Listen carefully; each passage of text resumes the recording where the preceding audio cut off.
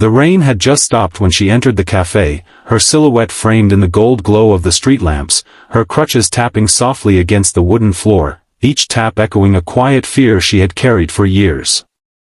And somewhere near the center table, a man looked up, not knowing that this moment, this fragile crossing of paths, would change the fractures inside both their hearts. But before she even reached him, before she even raised her eyes, she whispered to herself the same trembling plea she had once made to a world that never understood her: "Please don't laugh at my crutches, not again."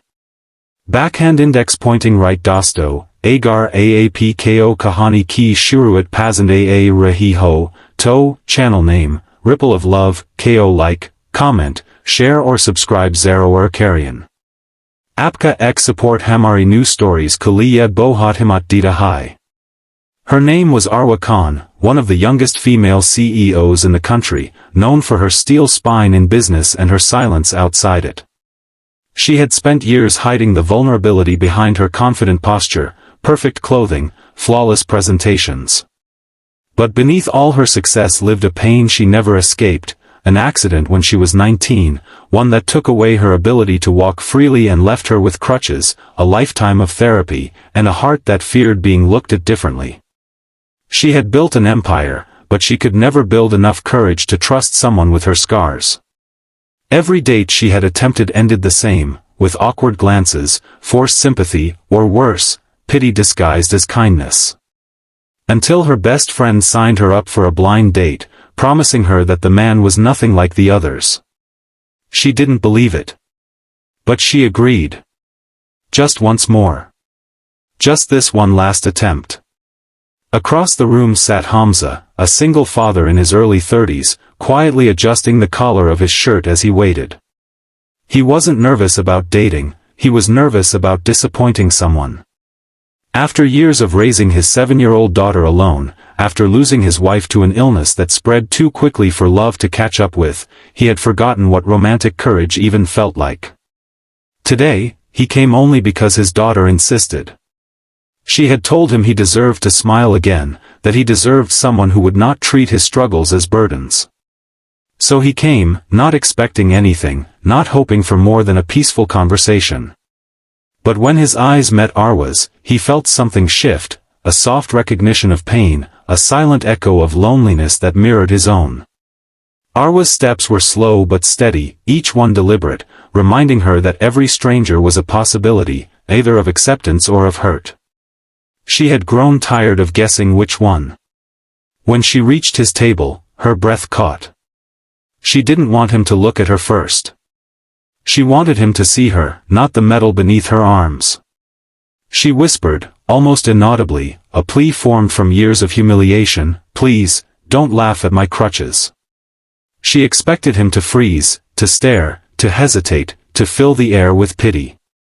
But instead, he simply stood and helped steady the chair for her as though her request had been the most natural thing in the world, and her crutches nothing more than part of her existence. As she sat, an unexpected warmth spread through her chest. For the first time in a long while, she didn't feel like she was being inspected. She felt human. The conversation unfolded gently, like two people remembering how to breathe.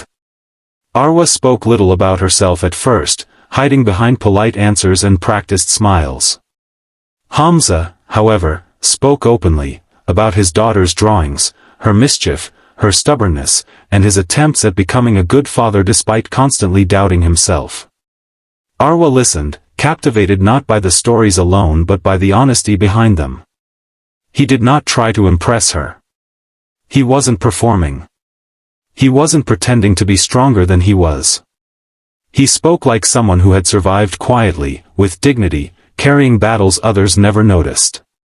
Slowly, she allowed her guard to loosen. She told him about her childhood dreams of being a dancer, the accident that shattered more than just her bones, the years of being stared at, whispered about, pitted, judged. She told him how success became her armor but never her healing. Her voice trembled when she admitted she feared relationships more than failure itself. She feared being someone's burden. But Hamza didn't respond with sympathy. He responded with understanding. He knew what it felt like to be seen as incomplete. He had been judged for being a single father, blamed for choices he never made, pitted for wounds that still bled inside him. He told her that strength wasn't in walking without help, it was in choosing to walk at all. Hours passed, unnoticed. The cafe lights dimmed. The rain returned. And somewhere in the quiet of that evening, two wounded souls found a rhythm that felt strangely like comfort. Over the next weeks, their conversations grew deeper. Arwa discovered the softness he kept hidden, the way he tucked his daughter into bed with stories of brave girls, the way he cooked meals that always tasted like home, the way he carried guilt for things he couldn't change.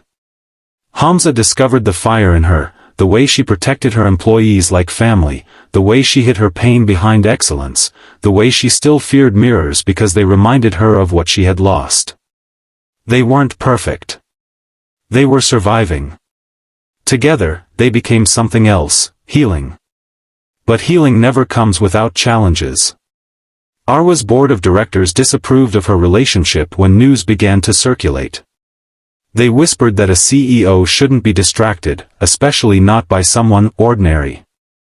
Rumors rose like smoke, offensive, cruel, dismissive of Hamza's dignity. They said a single father wasn't suitable for a woman of her rank. They questioned her judgment, her personal choices, even her leadership. She felt the old fear return, fear of being judged, fear of losing what she built, fear of falling apart again. Hamza saw her withdrawing, stepping back from the growing connection between them. Not because she didn't care, but because she feared dragging him into her world of scrutiny and expectations. She tried to distance herself, convinced it would protect them both. But one evening, when she returned home after a long, suffocating board meeting, she found Hamza waiting outside her apartment with his daughter holding a handmade card that simply read, "Please don't walk alone." The moment broke something inside her. She had walked alone for so long that she had forgotten what companionship felt like. Tears slipped down her cheeks faster than she could wipe them. She didn't feel like a CEO then, she felt like a woman who desperately needed someone to stay. And he stayed. Their love didn't grow through grand declarations or dramatic expressions, it grew through gentle consistency, unspoken respect, and the courage to let someone see the scars beneath the surface. Arwa learned that vulnerability wasn't weakness, it was a doorway to connection. Hamza learned that he wasn't defined by the loss he carried but by the love he was capable of giving. As time passed, the world around them adjusted. People who once doubted began to understand. Her board grew to respect the calm strength she had gained.